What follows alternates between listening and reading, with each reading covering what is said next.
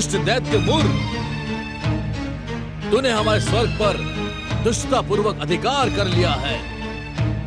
यदि तू सच्चा योद्धा है तो बाहर आकर हमसे युद्ध कर। मैं देवराज इंद्र तुझे युद्ध के लिए चुनौती देता हूँ। यदि तुझे अपने बल पर अभिमान है, विश्वास है, तो स्वर्ग से बाहर निकल मूर और हमारे युद्ध की चुनौती स्वीकार कर। अन्यथा जगदीश्वर भगवान श्री हरि विष्णु स्वयं प्रकट होकर तेरा अंत कर देंगे। बाहर आ दुष्ट, यदि तू सच्चा दैत्य है तो हमारी चुनौती को स्वीकार कर। क्या केवल हमारी चुनौती ने तेरे बल और पराक्रम के अभिमान को नष्ट भ्रष्ट कर डाला? क्या तेरे भीतर हमसे युद्ध करने की शक्ति नहीं है? उत्तर दे दुष्ट। साहस है तो सामने आ, अन्यथा हमसे अपने भूल की क्षमा याचना कर। महाराज दुष्ट मूर, स्वर्ग से बाहर आ। महाराज दुष्ट मूर, स्वर्ग से बाहर आ। दैत्यराज मूर की, दैत्यराज मूर की, दैत्यराज मूर की, दैत्यराज मूर की, दैत्यराज मूर की। देख रहा हूं कि च्यूटी के भी पर निकल आए हैं। भूमि का तिनका मस्तक का तिलक बनने का दुस्साहस दिखा रहा है। कायर देवताओं, मैंने तुम्हारा वध करने का विचार त्याग दिया था, परंतु अब जब तुमने मुझे ललकारा है तो मैं तुम्हें जीवित नहीं छोड़ूंगा। अपने जीवन की चिंता कर दुष्ट मूर्ख। दुर्भाग्य तेरे सर पर मृत्यु बन के मंडरा रहा है। यदि तू जीवित रहना चाहता है तो हमसे क्षमा याचना करके पाताल लौट जा, अन्यथा श्री हरि विष्णु। श्री हरि विष्णु को छोड़ भीरू कायर इंद्र, तीनों के तीनों त्रिदेव और तीनों की तीनों त्रिदेवियां भी मिलकर दैत्यराज मूर का बाल भी बांका नहीं कर सकती।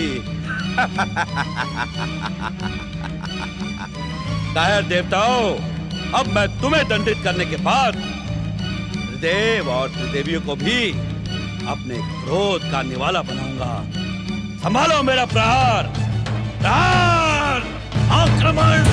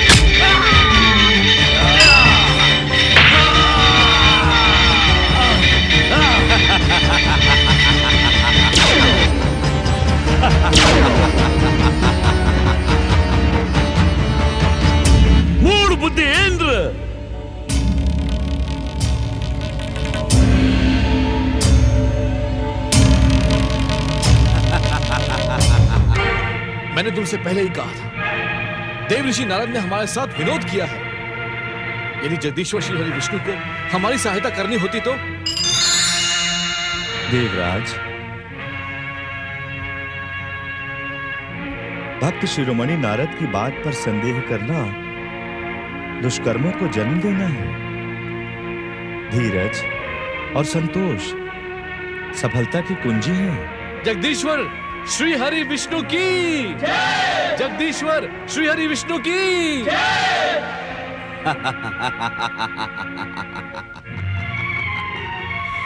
आज हमारे पराक्रम को अवश्य ही संतोष मिलेगा। मैंने सुना है विष्णु कि तुम एक महान योद्धा हो। आओ हमारे साथ युद्ध करो। युद्ध तो अवश्य होगा, परंतु एक बात का विशेष ध्यान रखना दैत्यराज मूर। हमें युद्ध में केवल विजय प्रिय है।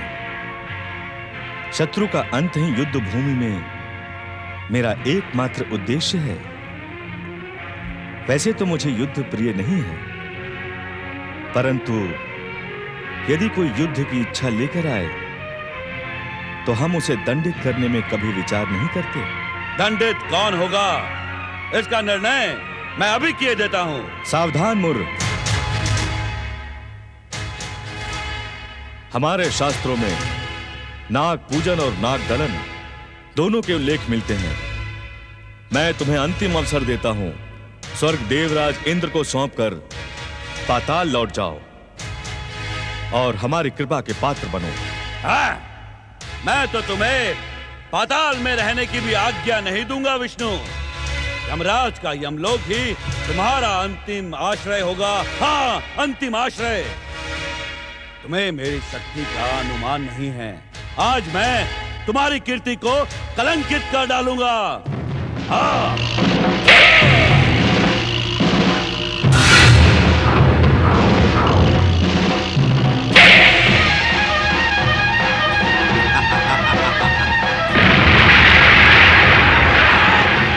जगदीश्वर श्री हरि विष्णु की।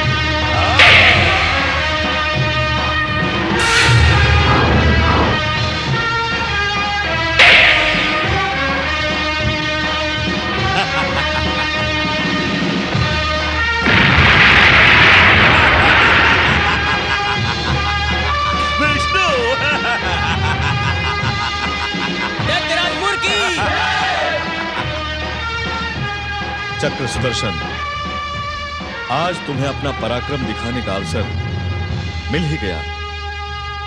जाओ, अपना योग्य कार्य करो।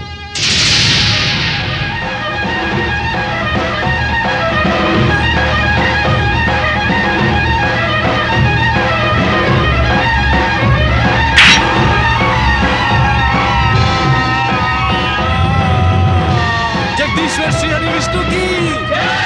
जगदीश्वर श्री हरि विष्णु की।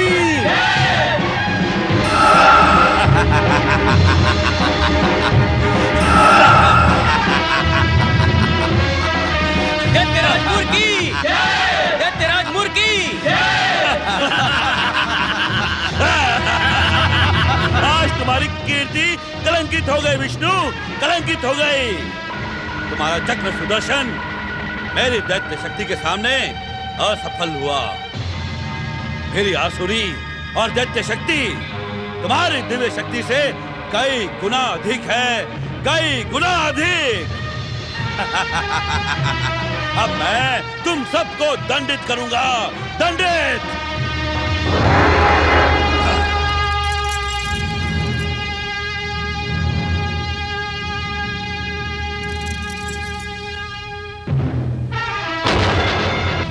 त्रिदेव और त्रिदेवियों से अवध्य दुष्ट दैत्य मूर्ख, जगदीश्वर भगवान श्री हरि की इच्छा से तेरी मृत्यु अब मेरे हाथों होगी। तू मारेगी मुझे, तू? हाँ, जब अपने पराक्रम की प्रशंसा करने वाला विष्णु भी मेरा बाल भी बांका नहीं कर सका, तो तू एक स्त्री होकर क्या करेगी? क्या? लौट जा। तू एक स्त्री है, अबला है। तुझ पर प्रहार करना मुर उचित नहीं समझता। या अथवा युद्ध से भयभीत होकर भाग जाना चाहता है मूर्ख? मुझे भयभीत बताने की भूल करने वाली तुझे समाप्त करने के लिए तो मेरे दैत्य सैनिक ही पर्याप्त हैं। जाओ।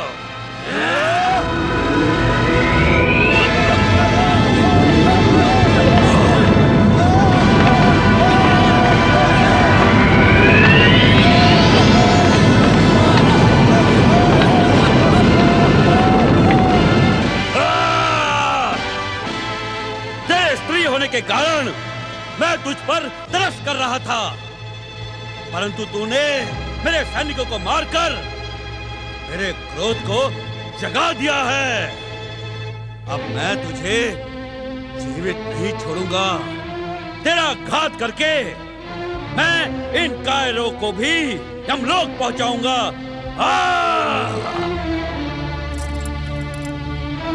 एकादशी के एकादश चक्र प्रकट हो।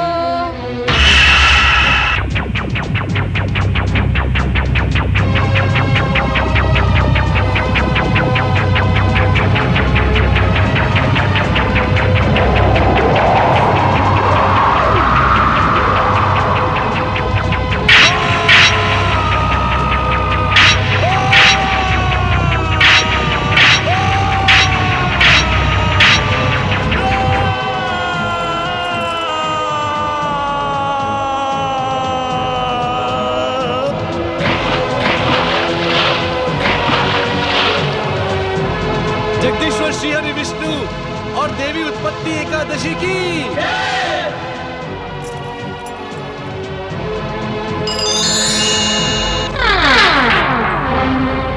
शनिदेव, भाग्य विधाता शनिदेव, कहां हैं आप? आपके दर्शन पाने के लिए मैं तड़प रहा हूं शनिदेव। मुझे दर्शन दे शनिदेव, दर्शन दे भाग्य विधाता। राहु, इतना उत्तेजित ना हो। इतना अधिक उत्तेजित होना तुम्हारे स्वास्थ्य के लिए उत्तम नहीं है। और वैसे भी तुम्हारा अस्तित्व तुम्हारे मस्तक तक ही सीमित है, और यदि तुम्हारे मस्तक को कुछ हो गया तो तुम्हारा जीवन तो व्यर्थ ही हो जाएगा ना राहु। शनिदेव, शनिदेव आप तो बिल्कुल बदल गए शनिदेव। तेज स्वर के स्थान पर शांत और गंभीर स्वर, आंखों में कोप और ज्वालाओं के स्थान पर परम शीतलता दिखाई पड़ रही है शनिदेव, और भयानक अट्टहास के स्थान पर मंद मंद मुस्कुराना। इसका क्या रहस्य है शनिदेव? राहु, ये तो भाई भाई के प्रेम का प्रभाव है। मेरे दोनों भाई अश्विनी कुमारों के प्रेम के प्रभाव के कारण ही आज मेरा स्वभाव एकदम बदल गया है राहु। बदल नहीं गया शनिदेव, खो गया है। तुम कहना क्या चाहते हो? यही कि भाग्य विधाता शनिदेव किसी के प्रभाव में अपना स्वभाव और तीव्रता नहीं छोड़ते। सच क्यों नहीं कहते भाग्य विधाता शनिदेव कि छलिया विष्णु की शक्ति के समक्ष आप भयभीत हो गए हैं। राहु, तू मर्यादा लांघने का दुस्साहस कर रहा है।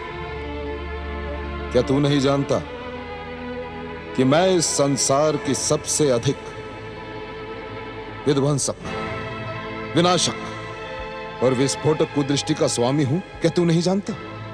है नहीं शनिदेव, थे। आप इन शक्तियों के स्वामी थे शनिदेव। अपने भाइयों के प्रभाव अथवा जगदीश्वर से भयभीत होकर आपने अपनी इन शक्तियों को त्याग देना ही उचित समझा। छिन्न मस्तक स्वार्थी राहु, इसी उग्र रूप को देखने के लिए मैं व्यग्र था भाग्य विधाता शनिदेव।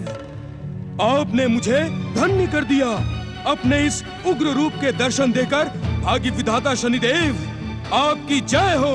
तू ठीक कहता है राहु कि अपने आप को खो देना हमारी भूल थी। यदि मैं शांत हो जाऊंगा तो संसारवासी मुझसे भयभीत होना छोड़ देंगे। शनि के कोप और शनि के कुदृष्टि को भूल जाएंगे। राहु, तेरी व्यग्र पुकार ने मेरे सोए हुए अहंकार को जगा दिया है।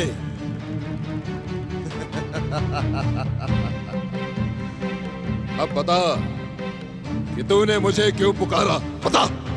आपके उग्र रूप के दर्शन पाने के लिए भागी विधाता शनिदेव। नहीं राहु, तेरा स्वार्थ केवल पुकारने के लिए कष्ट नहीं उठाएगा।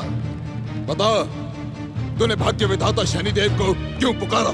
जिस ध्रुव की भक्ति में जीवन में आपने बार बार बाधाएं डाली, वो ध्रुव अब युवा हो गया। ये तो आप जानते ही होंगे भाग्य विधाता शनिदेव। राहु, समय बीतने के साथ आयु बढ़ती है। क्या तू ये सोच रहा है कि मैं अभी भी ध्रुव को बालक समझ रहा हूँ? क्या तू मुझे मूर्ख समझता है राहु? नहीं शनिदेव, नहीं। मैं तो आपका प्रशंसक हूँ शनिदेव। ऐसी भूल तो मैं भूल कर भी नहीं कर सकता भाग्य विधाता शनिदेव। मैं तो ध्रुव, सुनीति, सुरुचि और उत्तम की याद आपको दिला रहा था भाग्य विधाता शनिदेव। मैं ये बता रहा था शनिदेव कि इन दुष्टों ने जो आपका अपमान किया था, उसका प्रतिशोध लेने का समय आ गया है भाग्य विधाता। इसका निर्णय अब आप ही लेंगे भाग्य विधाता शनिदेव। उस अपमान का शूल भाग्य विधाता शनिदेव के हृदय में आज भी चुभ रहा है राहु। किंतु तू चिंता न कर, शनिदेव का कोप और कुदृष्टि दुष्ट छलिया देवताओं के प्रभाव से मुक्त होकर इस संसार को अपने चरणों में झुकाने के लिए प्रस्तुत हो चुकी है। अब सुरुचि और उसका पुत्र उत्तम हमारे अभियान के माध्यम बनेंगे।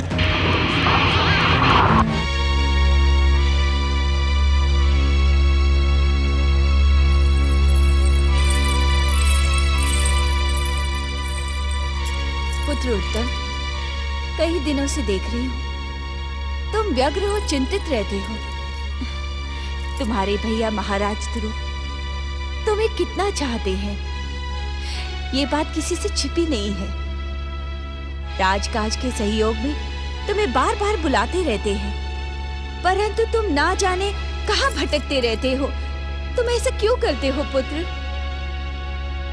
अपने प्रश्न का उत्तर आप भली भांति जानती हैं माताश्री। मेरे मन की कोई भी बात आपसे छुपी हुई नहीं है। आप जानती हैं कि मैं ऐसा व्यवहार क्यों कर रहा हूं। जन्म से लेकर आज तक मेरा दुर्भाग्य मेरा पीछा कर रहा है। मैं उससे मुक्त होना चाहता हूं, परंतु हो नहीं पाता। कैसा दुर्भाग्य पुत्र? जन्म लेते ही तुम युवराज के रूप में सम्मानित हुए। वरदानी ध्रुव ने महाराज बनते ही तुम्हें हर प्रकार का मान सम्मान दिया, समान अधिकार दिए और सदा ही तुम्हें राज सिंहासन पे अपने साथ बिठाया। इससे बड़ा सौभाग्य और क्या हो सकता है पुत्र? किस सौभाग्य की बात कर रही माताश्री? किस सौभाग्य की? इससे बड़ा दुर्भाग्य मेरा और क्या हो सकता है? अपने ही प्रजाजनों और राजपुरुषों के लिए मैं अभी तक अप्रिय हूँ। ये तुम क्या कह रहे हो युवराज? सत्य सुनकर चकित ना हो माताश्री। भैया ध्रुव को बचपन में मिले सारे कष्टों का दोषी प्रजाजन और राजपुरुष आपके साथ साथ मुझे भी समझते हैं। नहीं, ये सच है माते। जब भी हम महाराज ध्रुव के साथ होते हैं, सब उन्हीं की प्रशंसा करते हैं, सब उन्हीं की जय जयकार करते हैं। जब मेरा समय जय जयकार का आता है, सब मौन हो जाते हैं। मैं अपनी ही दृष्टि में पापी और हीन होकर रह जाता हूं माते। तुम ही बताओ माते, इससे बड़ा दुर्भाग्य और क्या हो सकता है? क्या कोई व्यक्ति अपनी ही प्रजा की घृणा का पात्र होकर जीवित रह सकता है? सावधान!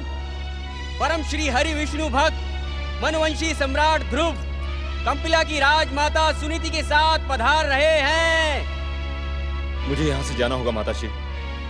भैया ध्रुव के यहाँ पहुँचने से पहले ही मुझे यहाँ से जाना होगा। नहीं उत्तम, महाराज ध्रुव तुमसे मिलना चाहते हैं और तुम जाना चाहते हो, ये उचित नहीं है। रुक जाओ पुत्र।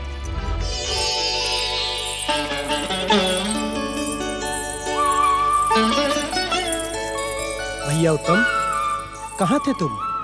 मैंने तुम्हें कितना ढूंढवाया। ना तुम राजमहल में थे, नाराज उद्यान में कहाँ चले गए थे तुम? बस यूं ही मन नहीं लगा तो वन विहार करने चला गया था। वैसे भी मेरे होने और ना होने से राजकाज में क्या अंतर पड़ता है? भैया, तुम एक लोकप्रिय और सफल शासक हो। इस साम्राज्य का बच्चा बच्चा भी तुम्हारे सुशासन की प्रशंसा करता है। मैं प्रशंसा से प्रसन्न होने वालों में से नहीं हूं, ये तुम भली भांति जानते हो उत्तम। तुम्हारा प्रेम मेरे लिए संसार की सारी प्रशंसाओं से बढ़कर है। जब तुम मेरे पास नहीं होते हो तो मेरा मन अशांत हो जाता है। मैं यही सोचता रहता हूं कि तुम किसी बात से मुझसे रुष्ट तो नहीं हो। नहीं भैया, तुम जैसे उदार और महान भाई से रुष्ट होने वाला स्वार्थी और दुष्ट कहलाएगा। मेरे मन में आपके प्रति वैसा ही सम्मान है जैसा कि प्रजाजनों में है। मैं तुमसे रुष्ट हूं, यह भ्रम अपने हृदय से निकाल दो। मेरे मन में वैसे भी तुम्हारे लिए कोई भ्रम नहीं था उत्तम, और जो रहा सा था वो भी निकल गया। चलो, मैं तुम्हें राजसभा में ले जाने के लिए आया हूं। वहां सभी राजपुरुष हमारी प्रतीक्षा कर रहे होंगे। भाई भाई के ऐसे प्रेम का उदाहरण कहीं देखने को नहीं मिल सकता। ये सब मनोवंश के आराध्य जगदीश्वर भगवान श्री हरि विष्णु की कृपा और आपकी भक्ति का परिणाम है दीदी। नहीं भैया, आज राजसभा जाने की मेरी इच्छा बिल्कुल नहीं। मैंने आज गुरु आश्रम जाने का मन बना लिया है। किस गुरु आश्रम में जाने की बात कर रहे हो उत्तम? कौन है वो गुरुदेव? एक दिन तुम्हें भी वहां ले चलूंगा भैया। उनके पास जाने से मन को बहुत ही शांति मिलती है। अच्छा, मुझे आज्ञा दो। प्रणाम। देख रही माताश्री, उत्तम कहते कि वो मुझसे रुष्ट नहीं है, परंतु वो मुझसे प्रसन्न भी तो नहीं है। आप ही बताएं माताश्री, अपने प्रिय भाई को प्रसन्न करने के लिए मुझे क्या करना चाहिए? इस विषय में तो मैं भी हार गई हूँ पुत्र। मैंने उत्तम को कितना समझाया, परंतु उसके मन की अशांति दूर होने का नाम ही नहीं लेती। ये उसका दुर्भाग्य नहीं तो और क्या है? नहीं नहीं सुनीति, ऐसा नहीं कहते। बदलती हुई परिस्थितियों के साथ भगवान हमारे धैर्य की परीक्षा लेते हैं। समय के साथ सब ठीक हो जाएगा। तुम दोनों चिंता न करो। राजसभा में पहुंचने का समय बीत रहा है, मुझे शीघ्र ही वहां जाना होगा। अब मुझे आज्ञा दीजिए। प्रणाम माताश्री, प्रणाम।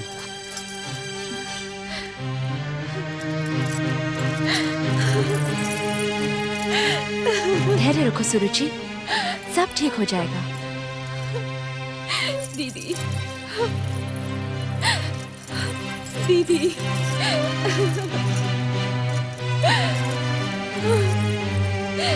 सब ठीक हो जाएगा ना? सब ठीक हो जाएगा। ध्रुव का प्रेम उत्तम के मन की सभी दुविधाओं को समाप्त कर देगा।